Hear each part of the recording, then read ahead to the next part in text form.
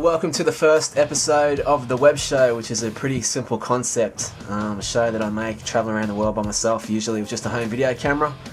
There I am with little Stephen Van Zandt in New York, and it's just a show about people's stories, like Melissa Couts, Rosario Dawson, there's Brian O'Driscoll, the Irish rugby captain. And it's basically just a concept where I travel around the world with a home video camera, and most of the time I've got it running. And I just film everything along the way. I mean, there's so many things that are interesting, and walking along meeting crazy people like this guy, the Naked Cowboy in New York. I'm the Naked Cowboy, coming to a town near you. Right back here. Mate, how long have you been at the dream of being here playing guitar in your underwear? How long's that been going on for? Well, I've been the Naked Cowboy 4.5 years as far as actually being in my underwear, boots, and hat, which is, by the way, a registered trademark. I did 2.5 years of traveling around the country. I was arrested 49 times, which got me on like Inside Edition, Hard Copy, Entertainment Tonight, all the big shows, the big news cover shows. 2.5 years ago, I came here to Times Square.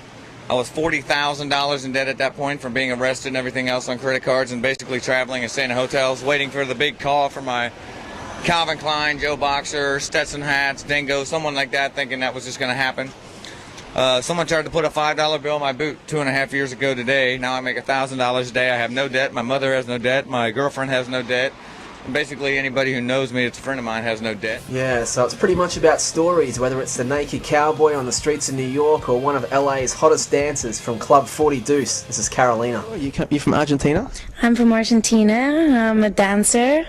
I've been dancing for 11 years, and I moved here 6 years ago. And yeah. What's it like in Argentina? Like, I haven't been there. Is it really nice? Argentina's beautiful. I left Argentina when I was 19, and it's a beautiful place. It's a totally different culture. You go out very late, until Really? like 7 in the morning. And Everyone can dance there? yeah, well, yeah. Yeah, a lot of people dance. So it's a show that focuses on the stories, but the cool thing about it is I really never know what's going to happen when I'm traveling around. Like, this is a perfect example. I was in Sweden. You'll see all this in the episodes. For Nathan Corbett, World Muay Thai champion, a big, huge tournament over there. And just out of the blue, I met this guy called Bingo Ramir, who ended up being Sweden's version of Hugh Hefner. So it was cool hanging out with Bingo. And here's an example of just something filmed off the cuff. I'm going up to some models. They need some cash. Right. They call me. I come with the cash. Alrighty. That's how it works. The business, the modeling business in Sweden. Really? It's working like that. So it's not dodgy at all, is it? No, that's not that. It's all above board. Yeah, so it's always fun meeting people like Bingo. You just end up on a wild adventure, and the great thing about having a camera is you can just film everything. Oh. So that's Pilan? Okay. No. Yes, yes, Pilan. No. Pilan. Yes. Pilan, follow her. Pilan. Pilan. Whoa! Hi. And that's Mother. How are you? Nice to meet you. Hello, looking good. That is like. Oh, This man. is my brand. Right. Okay. Sexy by Sweden is my clothes brand.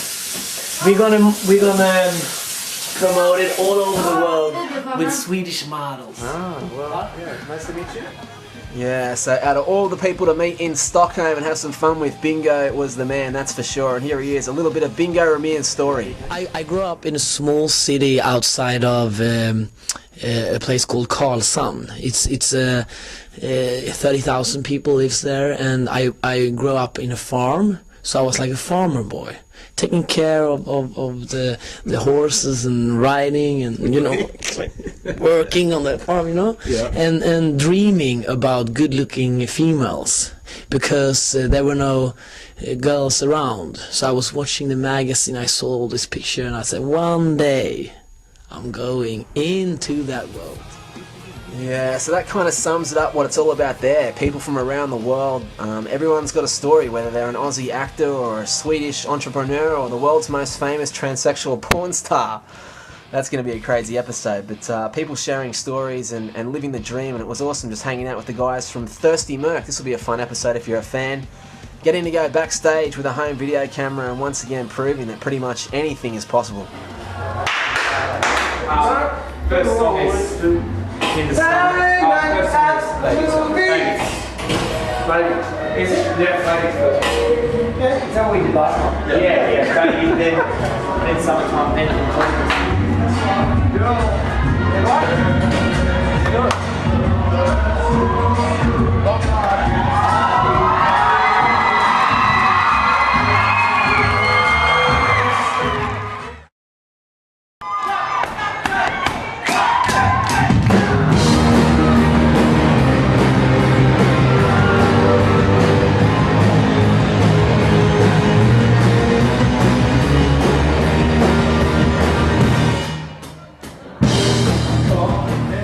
so there's an example of just a little bit of a random adventure with the guys from Thirsty Merc, and of course the show is pretty much about anyone, anywhere, doing anything really, and anything can happen, like the night I was at LAX and ran into Roy Jones. Alright, so sitting here at LAX, having a bad night because my flight's been delayed, but then one of my all-time heroes walks by, and that is the man I've always wanted to interview actually in boxing, which is Roy Jones Jr. Roy, how you doing? What's up, man? How you doing? I'm good. Where are you flying to? I'm flying back home to Pensacola, Florida. Okay, so we just had the big fight that was on just recently. Winky Wright did really well, huh? Did really well against Felix Trinidad. Yep. Now, I ask a lot of people, man, about their dreams and stuff. Do you feel like you've lived your dream, or if not, what's the grand plan dream for you? No, I live my dream. Yeah? Over and over again. I mean, I never dreamed of becoming heavyweight champion, and one night I did have a dream as a professional fighter to become heavyweight champion. I did it, so what else could I do? Was it like when you had that fight with John Ruiz, which I watched in Australia, man, that was just unbelievable. Like, was that just something, like what age did that start for you? When you thought, I mean, there's a great scene in the movie Raging Bull where they're talking with Jake LaMotta saying, man, Joe Louis is a heavyweight, you're a middleweight, it's impossible. You proved that possible. Like, I definitely proved that possible, and what happened was about 1995 or 96, I just felt like, you know what, if you this good, fight for the heavyweight title. And I started trying to get Holyfield to fight me, but he wouldn't fight me, so I waited till I finally got my opportunity, and I took it. right. Mm-hmm. And so was boxing something that you're always going to get into? I know your father trained you as a youngster and stuff.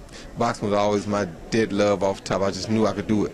And you've been in the Matrix? Yeah, I was in the Matrix too. I actually shot down in Australia, yep.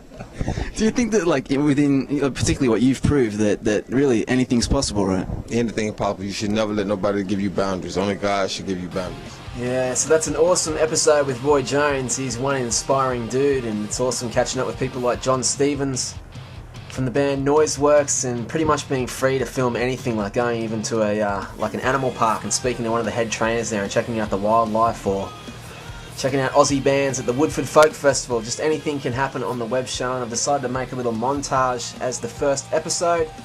It's doing really big things on the internet in both YouTube and MySpace, nudging 5 million views. So it's certainly rocking in the right direction in 2008, but more shortly on the web show.